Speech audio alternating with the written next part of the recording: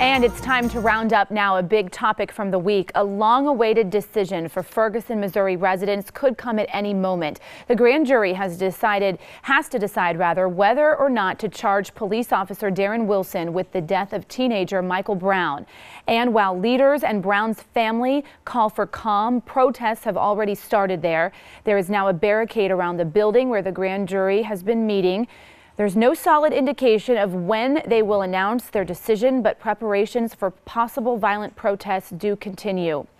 The mounting anticipation in Ferguson is our topic this half hour, and we want to hear from you on our Fox 26 Facebook page as well as Twitter. Be sure to use the hashtag Fox26forlife. Joining us live in the newsroom is our panel led by our Fox 26 legal analyst, Chris Tridico. All right, Chris, Fox News and several other outlets saying that their sources are telling them that this decision will not come this weekend. They're going to reconvene Monday. Well, and this is probably the hardest decision in America right now, and I really don't envy any of these 12 citizens who have to make a judgment here on this. They've got several options for them under the law of this state. And first is first-degree murder. Second, they can do a second-degree murder, which we don't do in Texas.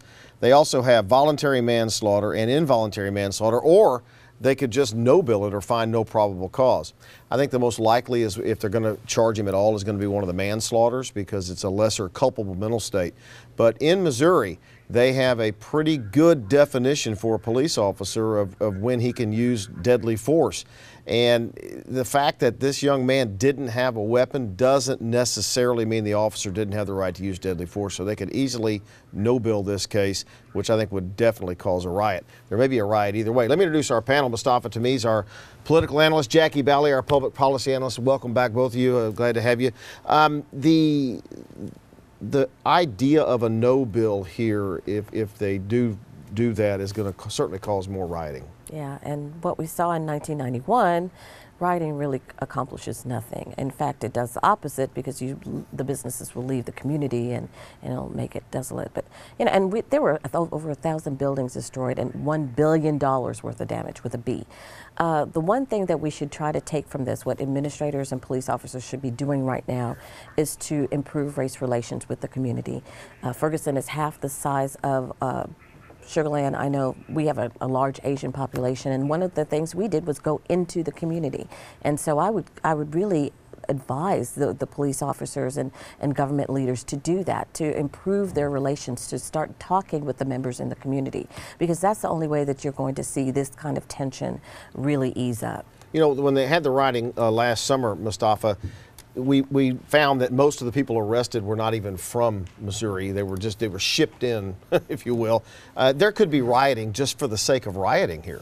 Yeah, and either way.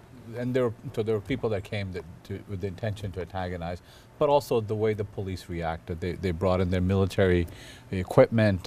We've had a discussion around the country around the militarization of our local police force, where they end up buying all of these surplus Army weapons and paraphernalia. So hopefully the authorities do a much better job in managing the public, and the public does a much better job of self-policing themselves, because many of the people that did come out for a peaceful protest. There was a handful of people that were making it violent. All right, let me go to Sally. She's monitoring our social media. Okay, let's take a look at some of the tweets that are coming in. Randall says his prediction is that the grand jury will find cause for voluntary manslaughter and let it go to a full trial. Taking a look at some pictures from our sister station in St. Louis. This is the father of Michael Brown handing out turkeys to families yesterday up there in Missouri. And then here are some pictures as well from our sister station of that command post starting to take place there. What do you think about how the city is preparing? Well, I think that they're doing the right thing in getting as prepared as they can for what might happen.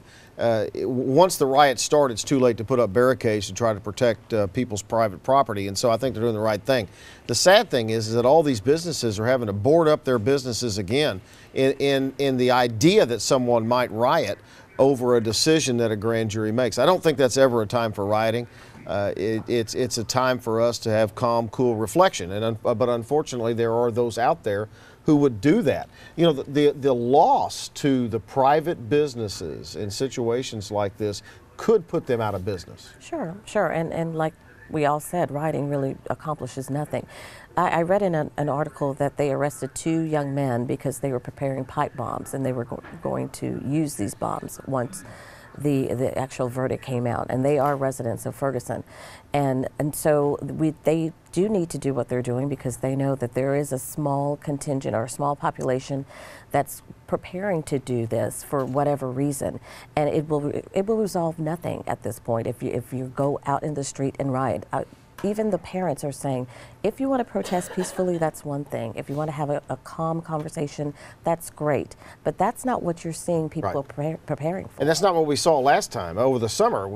It was not 5 or 6 people rioting over the summer. It was a pretty big contingent of people. And there were a lot of people from outside, but there was a far bigger contingent of people that were there protesting peacefully, and that's how this thing started.